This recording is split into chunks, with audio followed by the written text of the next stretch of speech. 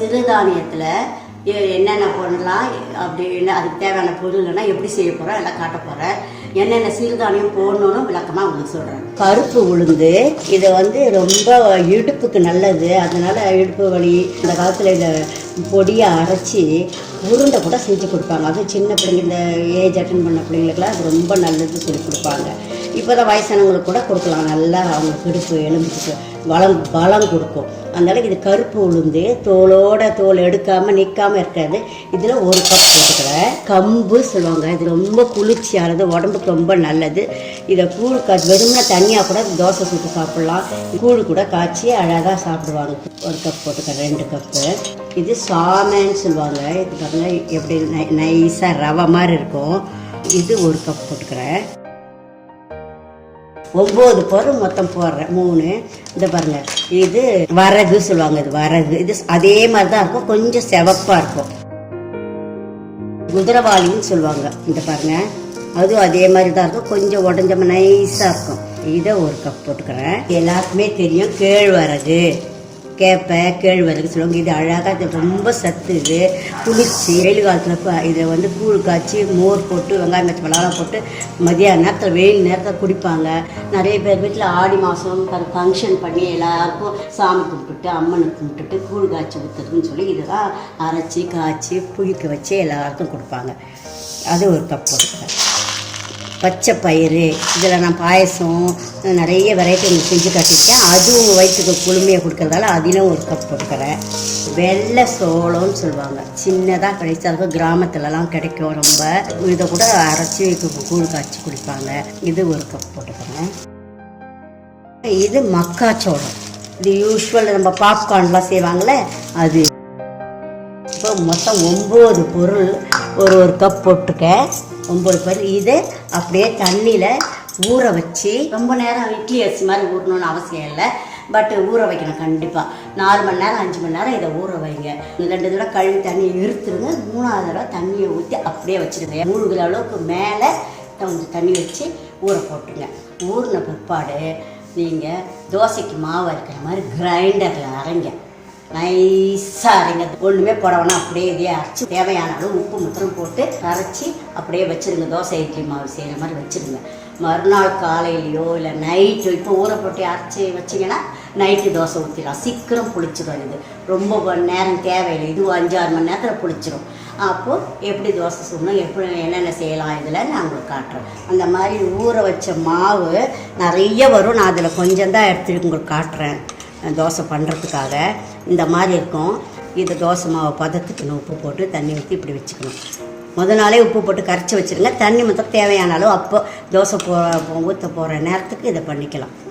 நீங்கள் காலையில் ஊற போட்டு மதியானம் அரைச்சி நைட்டு தோசை ஊற்றிடலாம். அவ்வளோ சீக்கிரம் அது புளிச்சிடும்.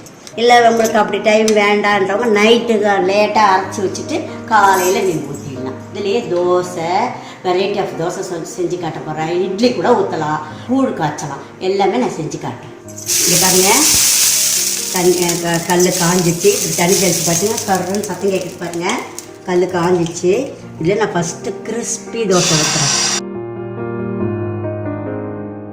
மெலிசாக வந்து பாருங்கள். எவ்வளோ தேய்ச்சிங்கனாலும் நைஸாக அரைச்சிட்டிங்கன்னா நல்லா மெலிசாக நல்லா வரும். எப்பவுமே தோசைக்கு செக்கு நல்லெண்ணெய் ஊற்றுங்க. நல்லா மணமாக ருசியாக சத்தாக இருக்கும். உடம்புக்கு ரொம்ப நல்லது. அதை ஊற்றிக்கணும் பாருங்கள். நல்லெண்ணெய் நிறைய ஊற்றிருக்கேன். அப்படி நான் ஊற்றிட்டு இப்படி தேய்ச்சி விட்டுருங்க.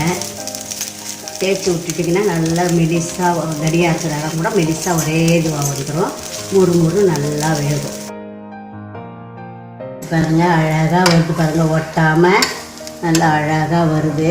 நல்லா செவந்துச்சு. தீ மிதமான தீ வைங்க. நல்லா பசி அடக்கும். இது சாப்பிட்டு நீங்கள் நல்லா ஹார்ட் ஒர்க் பண்ணலாம், எக்ஸசைஸ் பண்ணலாம். எது பண்ணாலும் நல்லா உடம்புக்கு சத்தாக இருக்கும். நல்லா வயிற்றுக்கு ஃபில்லிங்காக இருக்கும். நீங்கள் நிறைய கூட சாப்பிட முடியாது, ஹெவியாக இருக்கும். அதனால் நான் 3 தோசை மாத்திரம் செஞ்சு காட்டுறேன். நீங்களும் அதே மாதிரி செஞ்சு சாப்பிடுவாங்க. அப்படியே அழகாக வருது பாருங்கள். கிறிஸ்பியாக இருக்குது, நல்லா செவந்துருக்கு. வெங்காயம் பச்சை மிளகாலாம் போட்டு ஆனியன் ஊத்தப்பம் போட்டு காட்டுறேன். இது கொஞ்சம் தடியாக மாவு போட்டுக்கோங்க. இது பாருங்கள், அதில் கொத்தமல்லி, பச்சை மிளகாய், கருவேப்பிலை, வெங்காயம் நான் எல்லாம் நைஸாக அரிஞ்சு வச்சுருக்கேன். அதை மேலே அப்படியே தூவிடுங்க. பார்க்குறதுக்கே ரொம்ப அழகாக இருக்கும், சாப்பிட்றதுக்கு அதை விட ருசியாக இருக்கும். கொஞ்சம் வேலை மெனக்கிட்டு செஞ்சோம்னா நல்லா இருக்கும். எல்லாமே நல்லா வெங்காயம், பச்சை மிளகா, கருவேப்பிலை, கொத்தமல்லி எல்லாம் போட்டுட்டேன். இதை நல்லா அப்படியே இப்படி தட்டி விடுங்க. அப்போ வேறு மாவோடையே அது சேர்ந்து அப்படியே ஒட்டிக்கும். நல்லெண்ணெய் மேலே போடுங்க. இது வெங்காய தோசை கொஞ்சம் நிறைய எண்ணெய் இழுக்கும். அப்போ தான் நல்லா முறுமுறுன்னு ஆகும். அதனால் மேலே எண்ணெய் ஊற்றுங்க. திருப்பி போட்டேன். வெங்காயத்தை உதிரவே இல்லை, அப்படியே அழகாக வந்துச்சு. அப்படியே திருப்பி போட்டேன். இப்போ இந்த மாதிரி இப்படி இப்படி தட்டுங்க, இன்னும் உதிராது, அப்படியே அதில் ஒட்டிக்கும். வெந்து கொஞ்சம் சுருங்கிடும். அதே சமயத்தில் இப்படி தட்டிங்கன்னா அழகாக அந்த தோசையோடய ஓட்டிட்டு நல்லா முறுமுறுன்னு வரும். கொஞ்சம் டைம் ஆகும் இந்த தோசை மாத்திரம். அது மாதிரி கொஞ்சம் சீக்கிரம் எடுக்க முடியாது, கொஞ்சம் டைம் ஆகும். விடுங்க, நல்லா வேகட்டும், முறுமுறுன்னு வேகட்டும். இது பாருங்கள், நல்லா வெந்துடுச்சு, பார்த்தாலே தெரியுது. இது பாருங்கள், இப்படி எடுத்த உடனே அழகாக வெங்காயம் வராமல் தனியாக வருது பாருங்கள். இது பாருங்கள், வெங்காயம் நல்லா எண்ணெயில் வெந்து வதங்கி நல்லா கண்ணாடி கலர்லேயும் செவந்தும் அழகாக இருக்குது. வந்து பார்க்கறதுக்கு சாப்பிடணும் போல் ஆசையாக இருக்குது. நல்லா மணமாக இருக்குது, நல்லா சத்தாகவும் இருக்கும், எல்லாம் இருக்கும் அதில். இது மாதிரி செஞ்சு சாப்பிட்டு பாருங்கள். சாதா வெங்காயம், பச்சை மிளகாய் இல்லாத ஊற்ற போயிடுது. தடியாக அப்படி சேர்க்காமல் அப்படியே விட்டுருங்க, குட்டாக இருக்கும். எண்ணெய் மாத்திரம் விட்டுக்குங்க. இந்த சின்ன பிள்ளைங்களுக்கு கொடுக்குறவங்க நெய், வெங்காயம் பச்சை மிளகாய் வேண்டான்றவங்க இதில் நெய் அழகாக ஊற்றி நல்லா முறுமுறுன்னு சுட்டு நெய் தோசை கூட குழந்தைங்களுக்கு சுட்டு கொடுக்கலாம். சீஸ் போட்டு சீஸ் தோசை போட்டு கொடுக்கலாம். பட்டர் போட்டு பட்டர் தோசை செய்யலாம். நம்ம வெரைட்டி தோசை இதில் செய்யலாம். முட்டை அதே போல் மெலிசாக ஊற்றினாலே முதல்ல கிறிஸ்பியாக அது மேலேயே முட்டை போட்டு கொஞ்சம் இட்லி பொடி அது மேலே தூவிட்டு திருப்பி போட்டு அழகாக முட்டை தோசை கூட செய்யலாம். வெங்காய தோசை வேறு அளவுக்கு இந்த டைம் இதுக்கு ஆகாது. இது கொஞ்சம் முன்னாடியே எடுத்துடணும். இந்த பாருங்கள், வெந்ததுக்கு அடையாளமாக இது பாருங்கள், முட்டையாக வந்திருக்கு பாருங்கள், நல்லா வெந்திருக்கு. இந்த திருப்பி போட்டோம்னா இன்னும் நல்லா வெந்துடும். இது பாருங்கள், நிறைய மாவு ஊற்றிக்குவோம். நல்லா வேகட்டும், நான் வேக விடுங்க. நல்லா வெந்துடுச்சு. இப்போ இதை எடுக்கிறேன். இப்போ பாருங்க, அந்த சத்து பொருளெல்லாம் போட்டு ஊற வச்சு அரைச்சி அழகாக 3 தோசை பண்ணி காட்டியிருக்கேன். நீங்கள் அதான் சொன்ன மாதிரி பன்னீர் தோசை, வெஜிடபிள் தோசை கூட அழகாக இது மாதிரி வெங்காயம் பச்சை மிளகாவோட வெஜிடபிள்ஸ் கட் பண்ணி போட்டு வதக்கி அதையும் வெஜிடபிள் தோசை கூட சூப்பராக பண்ணலாம். Vegetable dosa, paneer dosa, cheese dosa, egg dosa எல்லாம் இதுலேயும் பண்ணலாம். சாதா தோசை மாவில் என்ன வெரைட்டி பண்ணுறோமோ எல்லாம் இதுலேயும் பண்ணலாம். வேணான்றவங்க இட்லி கூட அப்படியே சும்மா எதுவுமே போடாமல் இட்லி பானையில் ஊற்றி கொஞ்சம் ஒரு சாதா இட்லியோட ஒரு 2 மினிட்ஸ் கூட வேக வச்சு இட்லி ஊற்றி சாப்பிட்லாம். மாவையே நான் வந்து இப்போ கூழு காட்ட போகிறேன். இந்த வயசானவங்க, பல்லு இல்லாதவங்க, அவங்களுக்கு அந்த மாதிரி சத்து பொருள் கொடுக்கணும் இல்லையா, அதனால் நான் வந்து இதை கூழாக காய்ச்சி நான் அது மாதிரி தான் டெய்லி குடிப்பேன். சில பேர் இதை அப்படியே பவுட்ரு போட்டு சுட காய்ச்சி வெல்லம் போட்டு பால் போட்டு அப்படி குடிப்பாங்க. நான் காட்ட போகிறது புளிச்ச மாவு இல்லையா, அது புளிச்ச மாவை இன்னும் பிடிக்க வச்சு அதுக்கப்புறம் வெங்காயம் பச்சை மிளகா போட்டு மோர் போட்டு வெயில் நேரத்தில் 11-12 மணிக்கு அது குடிக்கலான்ற மாதிரி நான் செஞ்சு காட்ட போகிறேன். தோசை கரைச்ச மாவுலேயே கூழ் காய்ச்ச போகிறேன். இப்போது இதில் 2 டம்ளர் தண்ணி வச்சு இந்த மாதிரி பாத்திரத்தை வச்சுருக்கேன். இதை தண்ணி கொதிக்கட்டும். இப்போ பாருங்கள், 1/2 கப் தண்ணி எடுத்துருக்கேன். அதில் இந்த மாவு, தோசை மாவு இருக்கு இல்லையா, தோசை மாவையே ஒரு கரண்டி எடுத்து இதில் போட்டு அப்படியே கரைச்சிடுங்க. நல்லா கரைச்சிக்கோங்க, அப்போ தான் கட்டிப்படாது. அது கட்டி ஆயிடுச்சுன்னா அப்புறம் கரைக்கும் போது கை ரொம்ப வலிக்கும், கஷ்டமாக கரைக்கணும்.